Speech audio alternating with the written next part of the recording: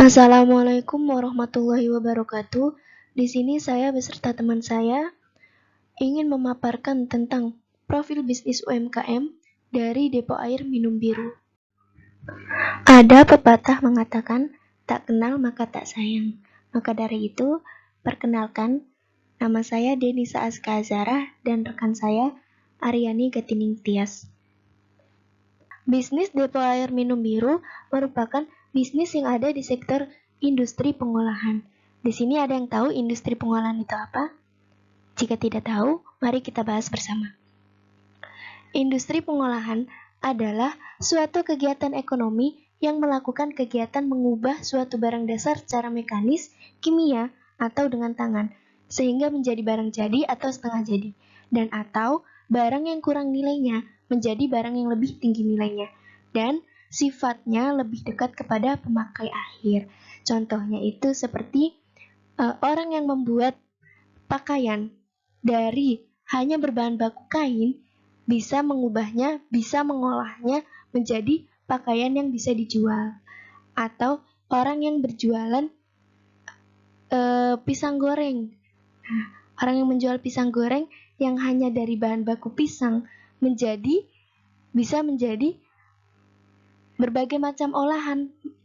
Misalnya seperti pisang coklat, pisang keju, atau pisang nugget. Nah, itu termasuk dalam industri pengolahan.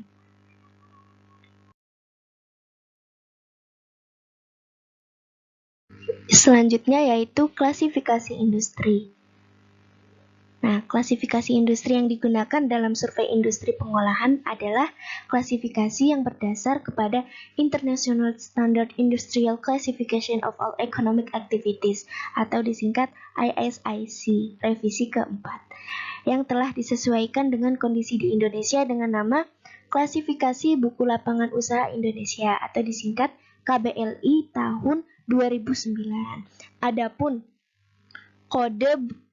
kode baku lapangan usaha suatu perusahaan industri ditentukan berdasarkan produksi utamanya, yaitu jenis komoditi yang dihasilkan dengan nilai paling besar. Jadi, apabila suatu perusahaan industri menghasilkan dua jenis komoditi atau lebih dengan nilai yang sama, maka produksi utama adalah komoditi yang dihasilkan dengan kuantitas terbesar.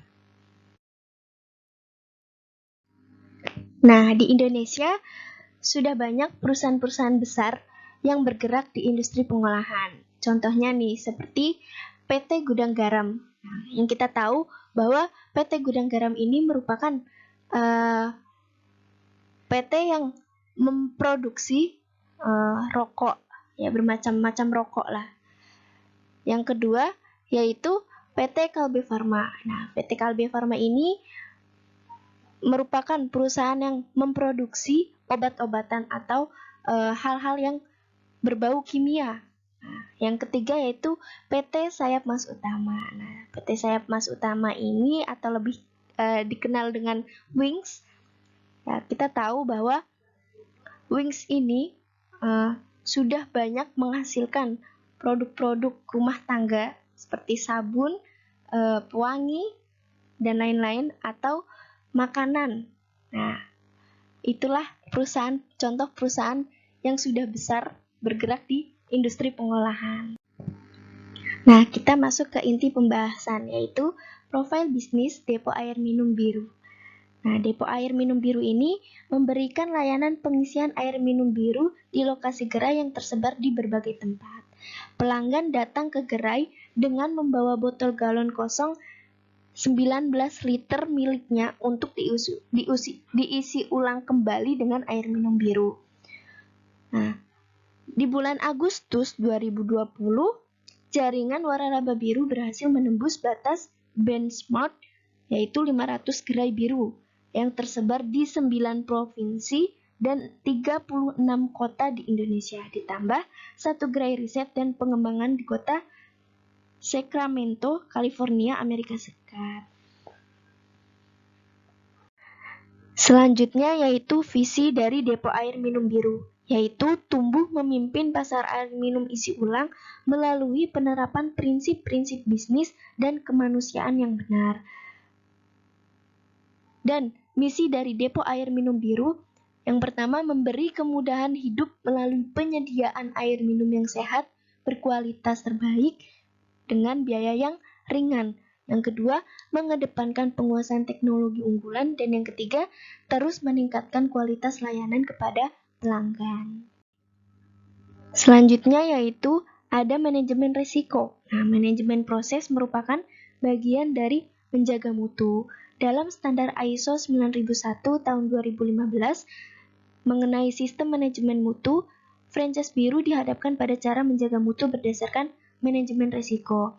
Dalam menjaga risiko, untuk menjaga mutu, ada 3 hal yang harus diperhatikan, yaitu possible, probable, dan severity.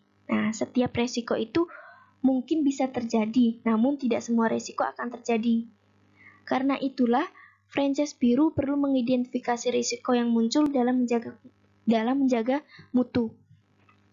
Konsep pengelolaan risiko dapat menggunakan 3 kategori, yaitu dengan menghilangkan, mengurangi, dan memindahkan risiko. Nah, jika suatu proses tidak bisa menghilangkan suatu risiko, maka perlu upaya untuk mengurangi dampak atau frekuensi risiko mutu tersebut. Jika masih tidak bisa mengurangi risiko, maka perlu tindakan untuk memindahkan risiko tersebut. Setelah diidentifikasi, dapat dilihat mana risiko yang memiliki dampak terbesar dan kemungkinan besar terjadi. Nah, identifikasi risiko akan memberikan gambaran di titik mana risiko terbesar yang mempengaruhi terhadap mutu harus diturunkan.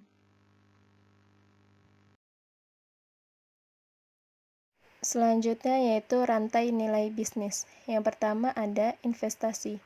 Investasi untuk membuka gerai biru mulai sekitar 420 juta, di mana 420 juta ini termasuk dari franchise fee, pembelian peralatan atau permesinan, biaya training, biaya pemasaran, dan biaya startup lain untuk membuka gerai. Nah, 420 juta ini di luar biaya lokasi dan renovasi atau bangunan. Pengusaha juga harus memenuhi beberapa persyaratan, salah satunya yaitu persyaratan umum lokasi. Di antaranya yaitu luas lokasi sebesar 90 meter persegi hingga 120 meter persegi, yang ukuran idealnya sebesar 10 meter kali 12 meter, dan lahan parkir dalam lokasi sendiri dengan minimum 3 mobil. Yang kedua, kepuasan pelanggan. Agar pelanggan bisa tetap di air minum biru, maka diberikan pelayanan dengan baik, yaitu seperti botol galon pelanggan melalui proses pembersihan dan sterilisasi yang diberikan secara gratis sesuai standar kualitas terbaik air minum biru. Botol galon milik pelanggan akan disterilkan dengan obat yang layak konsumsi atau food grade dan dibilas dengan air minum atau air steril. Dan juga memberikan kemudahan dalam sebuah layanan. Kemudahan dalam sebuah layanan selanjutnya yaitu dengan pengambilan botol galon kosong dari kendaraan pelanggan dan mengangkat lalu mengatur kembali botol galon yang telah diisi air minum biru ke kendaraan pelanggan. Layanan ini adalah standar Depo Air Minum Biru dan diberikan secara gratis. Ada juga garansi 100% puas kepada pelanggan dengan garansi berlaku selama 7 hari kalender setelah tanggal pembelian. Jadi garansi 100% ini misalnya jika air yang dirasa tidak seperti air minum biru biasanya, itu maka akan dilakukan pengecekan apakah benar ini air minum biru atau bukan. Selanjutnya ada inovasi bisnis. Inovasi bisnis yaitu di mana air minum biru menggunakan 100% teknologi ozon yang merupakan standar industri AMDK Biru memberikan produk air minum yang kaya oksigen yang terlihat nyata dengan adanya butir-butir oksigen dalam botol galon. Berikutnya, kendala bisnis sektor industri pengolahan air minum biru. Yang pertama ada persaingan pasar. Persaingan pasar yang semakin ketat membuat pelaku bisnis harus berpikir dan menerapkan berbagai strategi agar produknya tetap berada di pasaran. Semakin banyaknya kompetitor juga sering menambah dinamika pasar.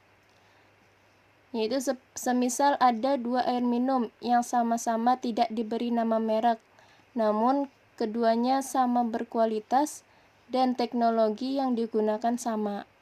Maka masyarakat akan sulit membedakan dan mungkin akan menganggap keduanya sama atau satu macam produk.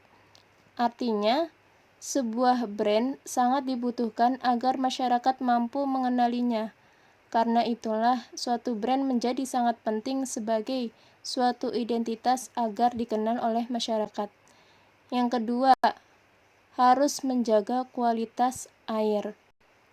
Maka, solusi dari kendala bisnis sektor pengolahan air minum biru, yang pertama dari persaingan pasar. Sadar akan kondisi persaingan pasar, maka depo air biru senantiasa menjaga eksistensinya. Dengan branding, masyarakat dapat mengenal depo air minum biru sebagai brand yang bagus. Dalam membangun usaha, depo air minum biru menawarkan platform bisnis yang terbuka kepada publik. Depo air minum biru tidak pernah memandang kompetitor sebagai ancaman. Sebaliknya, memandang mereka sebagai sama-sama pebisnis yang mampu diajak untuk bekerja sama dalam mengembangkan usaha masing-masing. Strategi branding dilakukan secara terukur dengan memanfaatkan berbagai media seperti iklan di majalah, koran, radio, dan billboard di jalan-jalan, serta mengadakan promosi di berbagai gerainya. Yang kedua, dari segi menjaga kualitas air. Depo air minum biru juga harus senantiasa menjaga kualitas dari air minum tersebut agar tetap eksis di kalangan masyarakat. Untuk menjaga eksistensi harga murah namun berkualitas, Biru melancarkan dua strategi. Yang pertama, memberikan kualitas teknis yang dicapai dengan teknologi orisinil di kategori usaha dam, yakni teknologi 100% ozon. Teknologi ini digunakan untuk memastikan kualitas air minum yang terbaik. Setiap bulan dilakukan pengujian kualitas teknis secara konsisten melalui pemeriksaan laboratorium. Kedua, kualitas persepsi yang diukur 2 kali dalam setahun melalui prosedur monitoring seluruh gerai biru secara nasional. Yang terakhir, prospek bisnis sektor pengolahan air minum biru. Dengan konsep modern, pabrik air minum yang menjual langsung produk air minum isi ulang di toko di lokasi pabrik atau konsep factory outlet dapat menjadikan depo air minum biru unggul dalam kualitas kesegaran dan efisiensi harga. Pelayanan yang prima dan profesional untuk memenuhi kebutuhan semua lapisan masyarakat, termasuk pelanggan segmen menengah atas. Jadi konsep dari air minum biru ini, toko dan juga pabrik. Jadi di situ pembuatannya atau di situ prosesnya dan di situ juga penjualannya. Itulah pembahasan yang dapat kami sampaikan.